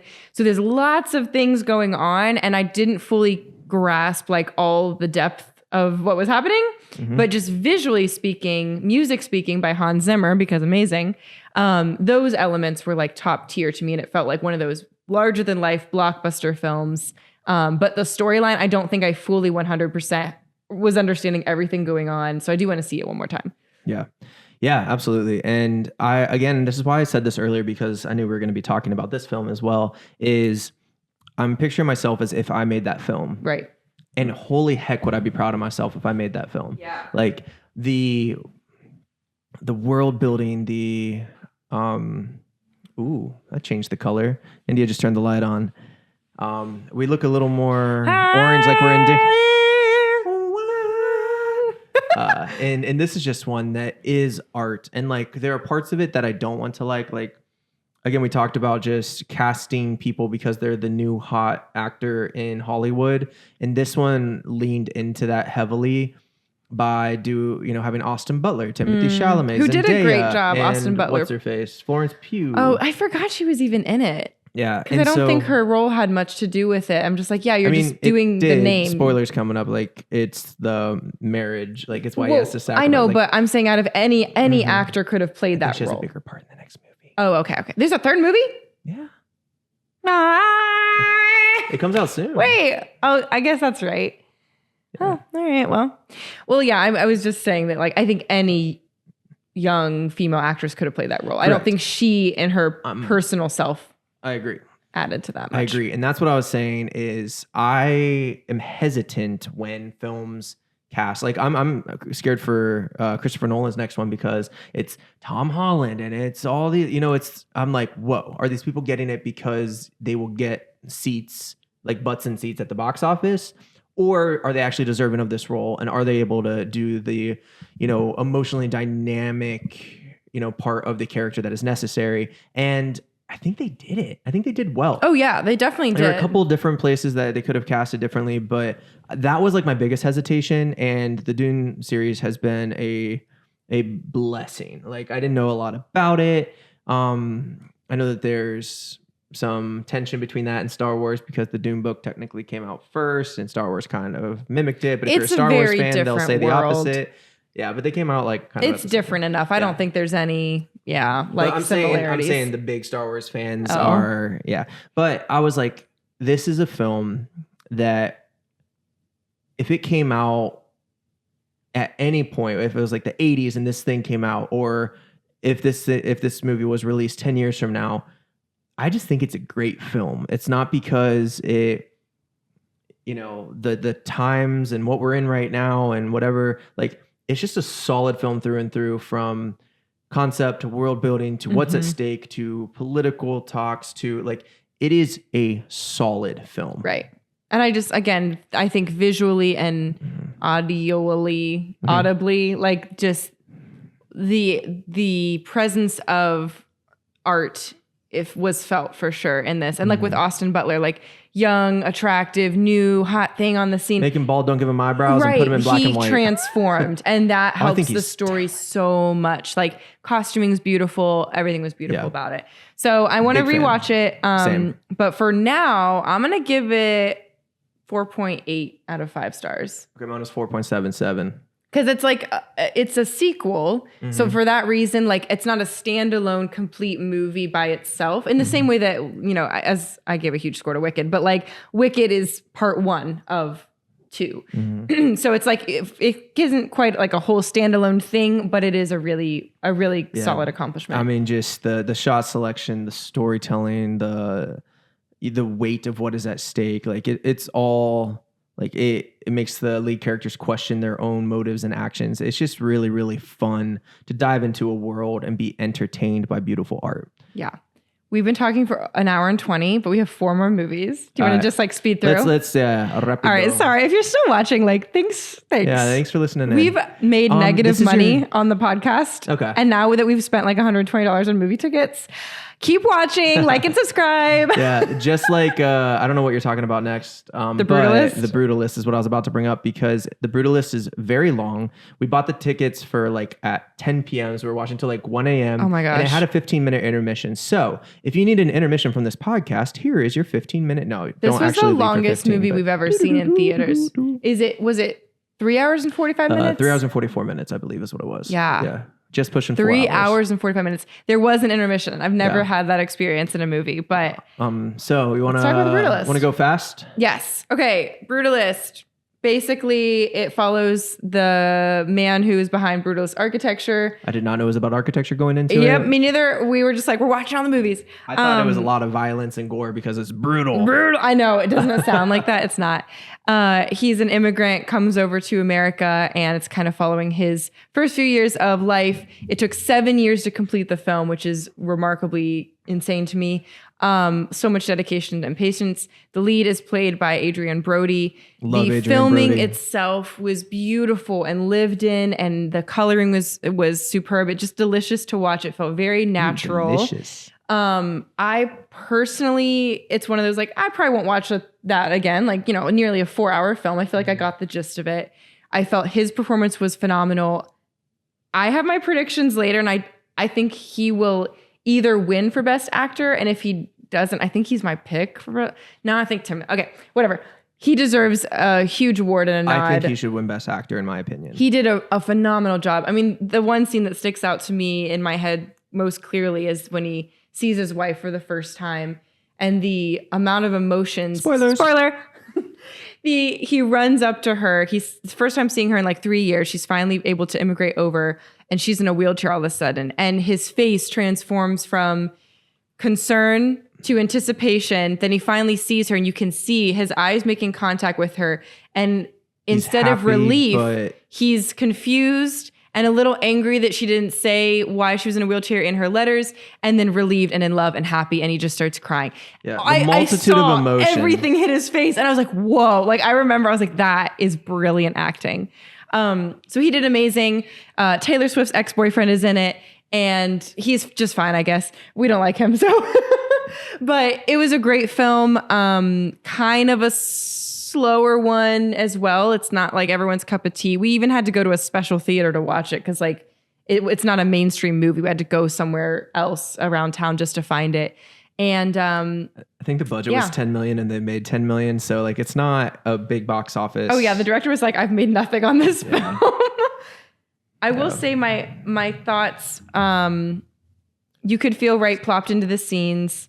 The story could have been shortened overall, but I do like that it wanted you to feel this long experience and to kind of go alongside with the characters in this journey. But at the same time, I think the ending felt a little strange and kind of disconnected from the protagonist. I mean, we've been sitting with this character for nearly 4 hours and in the span of like 10 or 12 years of his life. And then all of a sudden the end, spoiler, kind of flashes forward, and now his daughter's speaking to him at some benefit, and he's just sitting there in a wheelchair all quiet. So it was a little weird, but What were your thoughts? Yeah, I mean, overall, I think longer films struggle because people are like, I'm not going to go sit for 4 hours. And I'm like, you just binged 6 hours of that new show that just dropped on Netflix. Don't say you're not willing to sit and watch. But overall, I think the acting was some of the strongest we had seen. I did hear some tea, and I don't know if this is true, so fact check me on this. They're considering disqualifying parts of this because I heard that they used AI on his voice to make him sound more Argentinian. because at certain times his accent wasn't on point. And I heard that they might have implemented AI and like didn't make that known at first. Like they tried to hide it. How do you feel about I don't that like in it. general? Like let the actors act, and if they miss something, then reshoot it. Don't fix it with AI. But I don't know if it's true. I think I agree, but it. at the same time, where's the line between AI and CGI? Auto-tune. Yeah, or like just like an audio engineer. So like, I don't hate it, but don't hide it. Sure. So put that on a bumper sticker. Yeah. I don't hate it, just don't hide it. Yeah. And so overall, I think his acting should win. I think it was phenomenal. Beautifully done. I don't mind slower pace lived in, like, let me learn about something that I didn't know. So and it very kept my fun attention. film, kept my attention. I didn't feel bored. I was intrigued. Again, the weight of the story, like I felt like this guy was like, hey, my life kind of depends on this. My legacy, my family, all of it. And really, really fun. And in a just realistic way of, again, felt lived in. The cinematography was beautiful. The coloring, smaller budget again, like to compete with the big boys. Right. It did really, really well. And so overall, I'm a fan. Overall score, I gave it a 3 out of 5. That's exactly what I would give it. I think they accomplished quite a remarkable movie. Yeah. But they just really did well. Probably not something I'll watch again, but just like it deserves a 3 out of 5 and to be a piece of history. Yep. So, all right, we've got 3 more, I believe. Let's chat about Anora. This film, kind of in a nutshell, it was advertised as like a Cinderella story, rags to riches story. It was advertised as a rom-com, pretty much like a romance, comedy, and drama. So we watched it on Valentine's Day, and not quite what we thought. Not a Valentine's Day movie. Basically, it's like a sex worker who has a new client. The client is a Russian wealthy young Prince, boy, Russian oligarchy son. And so they fall in love, and they have this like whirlwind romance right off the top. And then pretty much like that whole first act goes by pretty quickly in a series of like sexy scenes and this like lifestyle of him partying, and he's wealthy, and she's like, going from, oh, I work at a strip club to, oh my gosh, now I'm like engaged to be married to this young guy and billionaire, probably. All this stuff. And then we have this kind of, I would describe it like a dull and uncut version of a middle act where, spoilers. Act 2 felt wasted. Yeah, like all of a sudden it's known that like his parents find out that he's married to this basically nobody girl. Because he kind of wants a green card, but he actually loves her. Yeah, sort of. They send in the Russian like henchmen to kind of intervene and get a divorce and annul the marriage. And then it just feels like 40 to 60 minutes of like a long uncut version of them figuring out how to annul the marriage. Chasing the prince because... And it just didn't feel like that really made much sense to me. Like the stakes weren't that high. We never really saw them actually really being in love. And then saw them make a lot. Yeah, they had a lot of sex scenes. It was kind of hard to watch. I would recommend before you watch any of these movies, go into the parental guidelines, regardless of what kind of like they're all very like shocking in ways or dramatic in ways. Everything so, like, except Conclave and Wicked and Dune. For sure. But still, you might want to read those, just like the parental guidelines to see what you're getting into, because again, one of those that I had to just close my eyes a lot because I was like, oh yeah. I was like scooching through a couple of times. It was a lot. So definitely not like one that I'll watch again. Nope. But I think, the actors did a great job. The leading actress did a great job. The leading boy, the Russian actor, did a great job. I thought he was a hidden gem for sure. Phenomenal. Yeah, he did a great job. He does a lot of Russian films, and he was really good. Yeah. But similarly, stakes didn't feel high enough. And then all of a sudden things come crashing down. And what I felt about the last like 20 minutes was everything that you expect to happen happens. There's no surprises really. Exactly. And then in the last 5 minutes, it kind of has a French ending of, not everything's tied up in a pretty little bow. Yeah. I think the weight of the world and the weight of this girl's experience kind of comes crashing in on her. And I really liked the ending. I feel like it finally felt like, okay, we're taking a breath. And again, inviting conversation into like, what is it like to be a woman? What is it like for this sex worker to have this experience of feeling like love and possibility? And finally, I'm out of this system. I'm on my way up. And then it all comes crashing down and I'm right back where I started. And she's essentially like going back to her old pattern of using sexuality to try to have a different outcome. And I think in that last scene, she's like broken by the weight of it all. And it comes hitting her at once. And she's like, I can't do this anymore. Yeah. And I appreciated the uniqueness of it, but it wasn't my favorite. And I kind of feel like I'm a little surprised it's in the best picture. I'm more like a fan of Emilia Perez than this one, I think. Like I can see why that one is up there, but not Anora as much. But people are really liking it, so maybe I'm wrong. Yeah. Maybe I'm wrong. Yeah. I mean, I don't have a lot of other unique thoughts, and I know we're going through this last part pretty quickly, but just like you said, it was like we know what they want to happen. It just kind of happened. Like I was never surprised.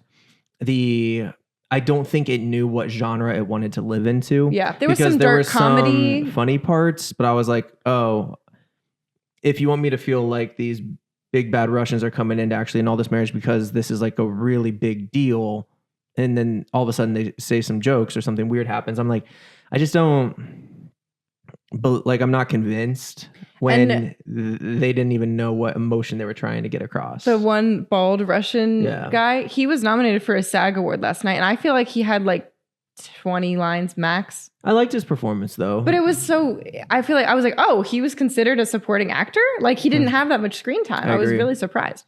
So kind of last thoughts on Anora is it used a lot of what I would call cheap things, a lot of sex, a lot of language, but I can appreciate, like, I don't mind if there's language and stuff if it makes sense for the character. And so in Ozark, when Ruth Langmore has a bad mouth and she's from, she's this redneck from the woods and this like, part of town, her lack of vocabulary makes sense. Yes. And so she, relies on just simple, grotesque and language. I hate to say uneducated, but like if you don't know any more words, you'll use the words that you know. Yeah. And that's how it feels when you're writing a character that is like, hey, I'm uneducated and I'm mad, so I'm going to use the F word 1,000,000 times. Yeah. And as a user, like a watcher, what am I saying? A viewer, it can be like, well, that's a lot. But it makes sense in certain contexts. In her context, it was believable. And I thought she did a phenomenal performance. I felt very convinced that was her in that world, living that life. Yeah. And so props to that. But again, I feel like it failed to land on what genre it wanted to be. Sat in the second act for way too long. I'm like, cut the camera and move us on to something else that we actually care about. Oh my word. There was one scene that I think like stayed on the same shot possibly for like 8 minutes or so. Like it was like kind of a one take situation. Which I don't mind if something different happens in that 8 minutes, but it was just the same thing. And I really feel like the director was just like letting them do it and never called cut and was like, I like it, and kept it in, which is a choice. It's a choice, but overall I was like, cool. I thought the acting was good, but not my favorite. Just I'm gonna give it a 1.9 out of 5. Give it a 2.4. Okay, great. All right, I feel like we have 2 more to chat about. Yep. Yes. Okay. Nickle Boys. Speaking of indie films, this was very indie in the sense of like really experimental. Something I don't think I've ever seen a film quite like it. Honestly, a lot of you probably don't know what Nickle Boys is, so I'll read the log line in a second. Please ahead, do. Though. But one of the most unique films I've ever seen, because the entire time you're watching the film, you are either directly watching it from one of the characters' perspectives as if you were that character. And it was the POV. And there's only 2 characters that you ever do that with. There's other characters involved, but like you see his hands right in front of the camera moving and grabbing things as if you were that character. So as soon as we started watching, I was like, oh, this feels like Memories. Like it felt immediately like you were embodied into this person. And then later we see, like probably after the first hour of the film, the POV switches to his friend. And it kind of goes back and forth from there on out. But I thought that was such a unique take. I've never seen something visually that really like let that sit out for an entire feature film length of you're only ever experiencing what you're watching as if it was your own body. Correct. What's the log line? Yeah, and real quickly, I was really excited about this film. I had heard about it. I was really looking forward to it. And so I was really glad that we got to this one because this is typically one of those that would fall to the wayside and we wouldn't prioritize. But I was really looking forward to it. I'm glad we got to watch it. It is based off of a Pulitzer Prize winning novel by Colson Whitehead. But Nickle Boys is the Chronicles. It chronicles the powerful friendship between two young African-American men navigating the harrowing trials of reform school together in Florida.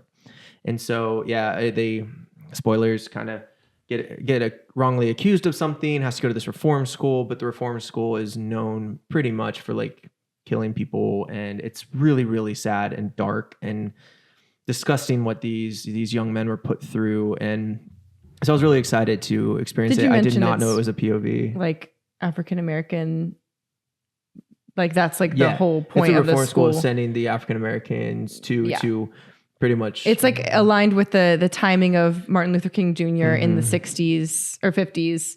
And it's kind of like talking about segregation and like racism in some specific ways. And it was a really powerful timepiece as well. And the reform school that they got sent to was just notorious for like an abusive nature and treatment of students. Like it was it's like hidden from the public. Yeah, absolutely. And so, he was falsely accused of a crime during the 1960s. Okay, I just want to make sure that, because that like date was really important to the whole film. And while he's there, he meets it was heartbreaking, the boy named Turner, and the two of them, form a friendship as they try to survive the horrors of the school and its corrupt administrators. Yeah.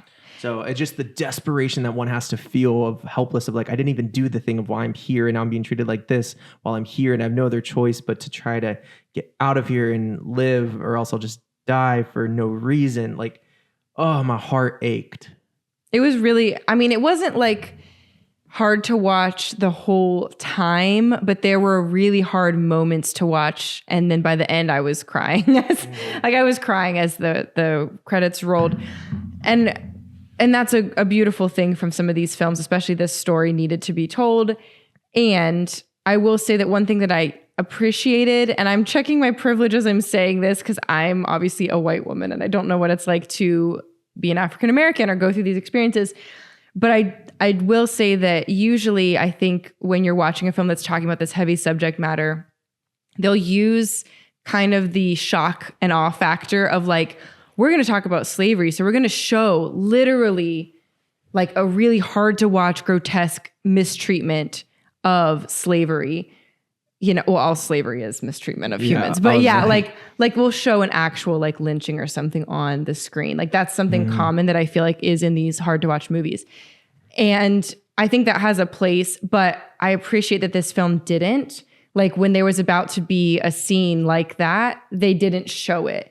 And it made you like not get that like they didn't have to, because it was like we're showing and I appreciate that because I also like could imagine that maybe someone like a person of color watching that is probably like just exhausted from seeing themselves portrayed in these dehumanizing ways that are obviously like something that did happen in history that's important to talk about, but it's I'm like thankful the movies are talking about I'm also just like, I'm sure for someone else watching that, they're like, can we please not just be seen as weak or constantly in this like victimized moment? And I like that it was able to tell you the truth of what happened without showing you, the actual really hard moments that I don't know. Yeah. It's like a sensitive subject matter, but I'm appreciative that they didn't just go for the cheap thing again, because it was like, let's just show the violence to really nail it home. It's like, no, let's go into the nuance of how complicated and awful. And it did. It showed more of the conversation and more of these two boys kind of uncovering things and discovering things, and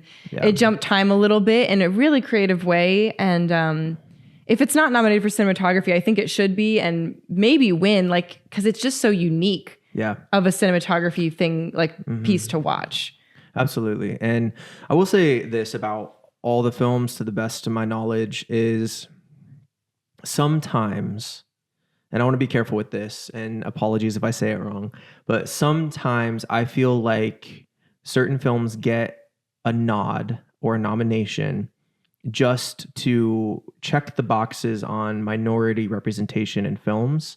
It's like, oh, this one just because it has transgender people, or this one because it has colored people or a minority here.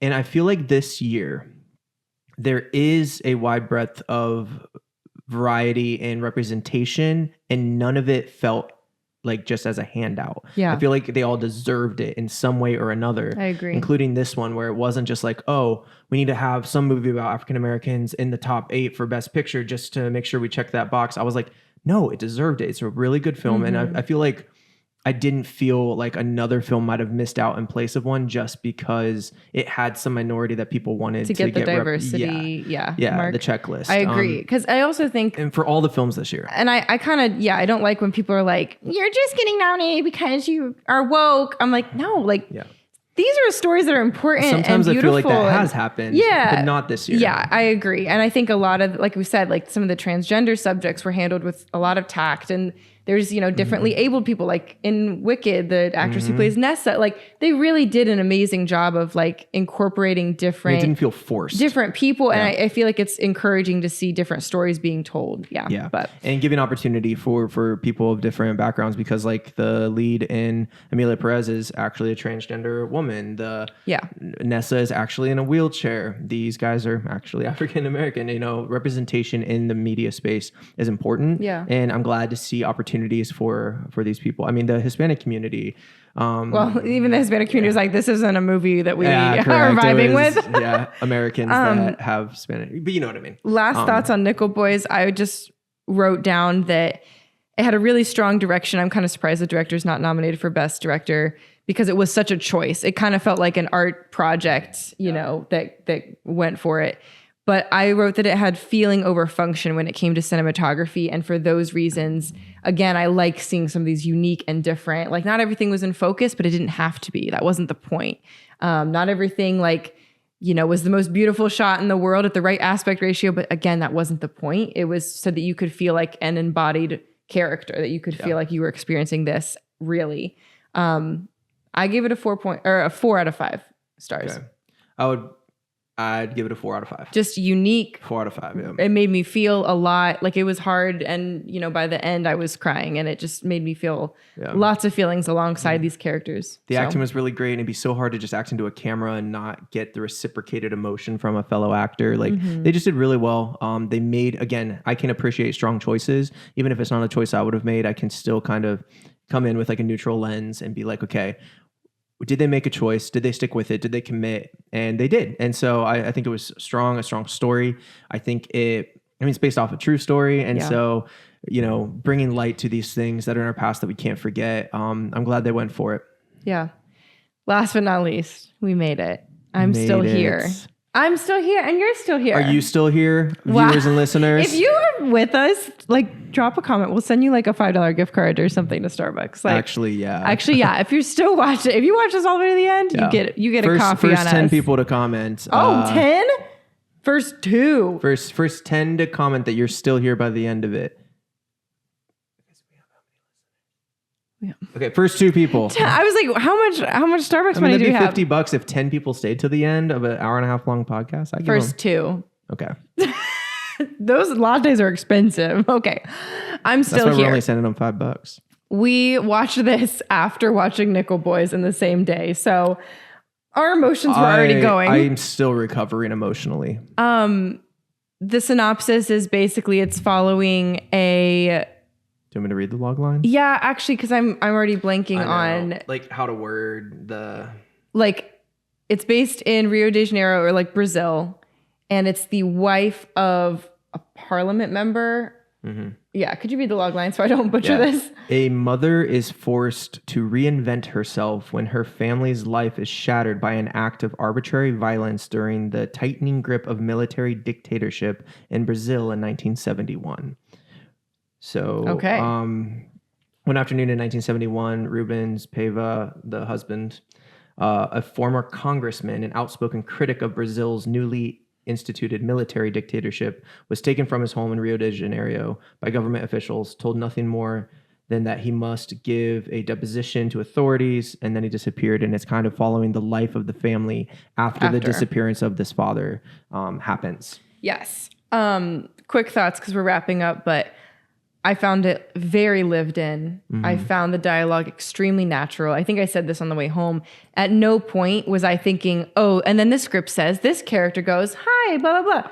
Completely It agree. was just natural, lived in. You're plopped into this family's life. You're right there at the dinner table with them. That's exactly what I was about to say. Yeah. Like, imagine your family sitting at the dinner table just chatting like this. Beautifully done. It was so natural. I has almost to- was like, they're not actors. They're just like a family, and they just like put a camera on them. Yeah, it's a documentary. It was all also in Portuguese. Is that the language that they speak in probably. Brazil? I don't feel know. like that's right, but I might be wrong. Not sure. The Sorry, use y'all. of color was beautiful. So you did have to read the subtitles, is all I was trying to say from that. Yeah. You did the use of color, the use of grain. It looked like the era that you were, that you would see those pictures from, I think it's like the 70s 71, yeah. in Brazil. If you look at a picture on the internet, it's like that same color grading, that same kind of feeling. Yeah. And then when it switches to a more recent timeline, it switches to that Yeah, kind and of. even the aspect that ratio work. was different from more boxed, 4:3 or whatever to 16:9. And something else I was thinking while watching. So Fernanda, what's her name? Fernanda Torres, I believe.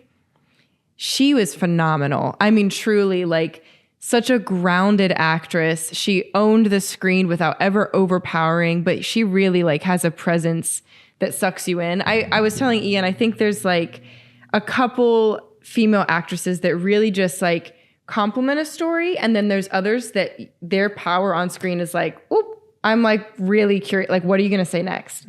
Like Meryl Streep is one of those people, and Meghan Markle has that kind of presence from like Suits or anything like that. I lean in every time you're on screen. Yeah, it's just like, wow, like there's something captivating about everything about this woman, and especially this role. Like I was wanting to empathize with her and cry with her, and something I wrote about it is that it felt like she was stifling this emotion, but not feeling it. She was feeling it in a box so she could still function for her family. And it just made me like grow with her and want to figure out what happened for her. I don't know. It's just really beautifully done. And a topic that I wouldn't sit down and go, wow, I want to watch. Brazilian congressman. Yeah, like the logline doesn't sound interesting, but it really gripped your attention and it was beautiful. Yeah, a couple points on this is one, I think the ensemble cast, like every single person that was cast didn't feel casted. It felt like, oh, I captured this with my iPhone and it's so natural. And like from the kids to the parents and the interactions and like, yes, you're reading subtitles, but it was so perfectly paced that it felt so natural. And then on the point that you were talking about the emotions and how she had to box them in and all that, I think a way to describe this is picture your best friend and your best friend, and in a group setting, say your best friend just went through a heck of a day and she's going through something, and we sit in a group and she's like, yeah, hi guys, I'm fine. But there's something deeper there, and out of anyone you can kind of sense it. And I feel like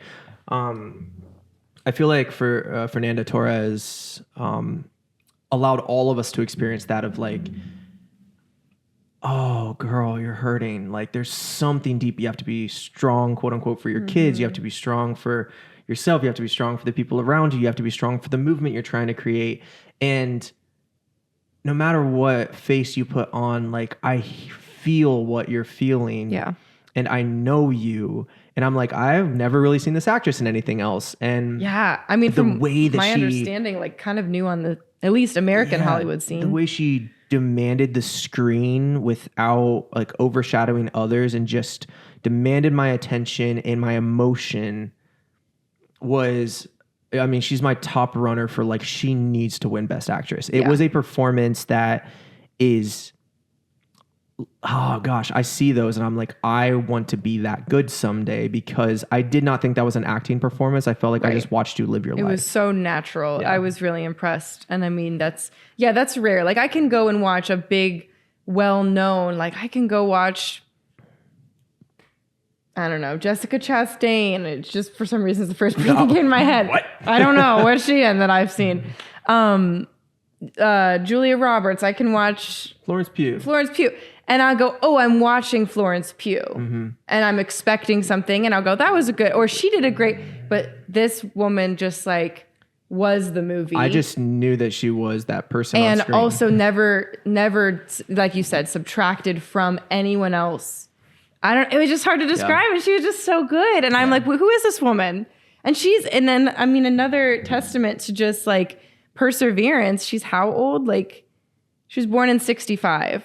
So that's 35, 25, 60 years old? She's 60 years old, and I've never seen her, and just her first Oscar nomination, at 65, to be like, you keep going for your dream. Like, she kept going, and here she is. Like, incredible work. You're also never supposed to do math live on anything. You just did. Whew. Wow. So for that movie, I think I'm going to give that one a 4 out of 5. 4.1. Yeah. Yeah, it was really good. 4 out of 5 for you, 4.1 for me. All right, we've been chatting for so long, but because we're almost there, we might as well just wrap it up with our predictions of who's going to win and just see what happens. Who do you want to win for Best Picture? And then who do you think will win?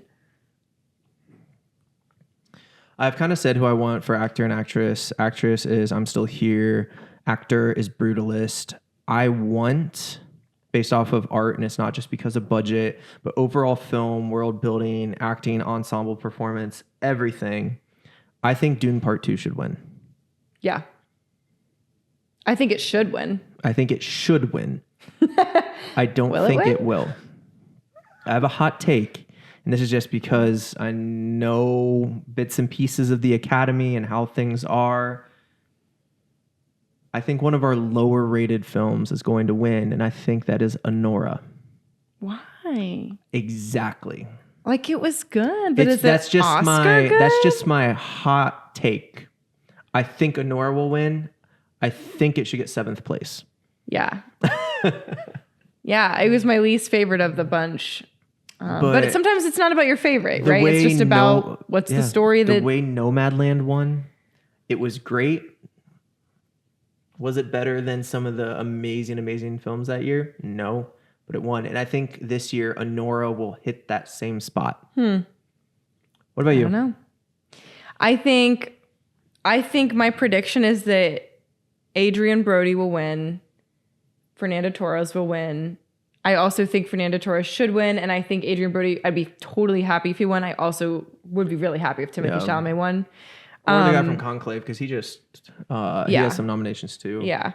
I said I think Nickle Boys will win Best Picture because of how unique and different it is. And I think my theory is we've been seeing so many of these kinds of films like Emilia Perez and Everything Everywhere All at Once from last year, where maybe that was 2 years ago, where it's a genre bending film, and that's becoming something we're liking to see, I think, in the Academy, is just like something that's completely breaking a couple barriers down and something so different and unique where you're almost like, what? Like, that's not how we do cinema. Like, Wicked from start to finish is great. That was a great box office film. Every shot's in focus, it's colored perfectly. Yes, exactly. And when you see something like Everything Everywhere, where you're like, what, match cuts and multiverse and butt plugs. The directors are going through and a giant bagel. Yeah. And they're like filming on their iPhones through the city so they don't have to pay for... Right. And you're like, what? But then that wins. And it's because it is different. And we've seen so many big budget.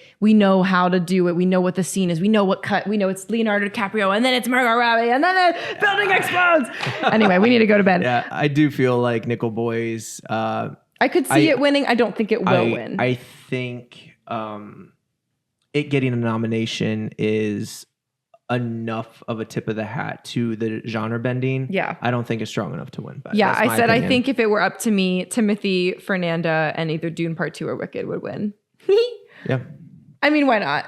Yeah. They're both great. I think I still have a little bit of that, like, even though genre bending's in, and I like that it's in, I still think a full, big, blockbuster movie that has put so much, it's a different weight, it's a different kind of thing, it's a different feat to complete, and I think those deserve the full award. Yeah, and I think it's in the similar thing of, what is it called, Beautiful Boy, the one that they filmed over 12 years with the same actors or whatever. Like, I feel like The Brutalist and Nickle Boys fall into that place of like, well done, it's something new.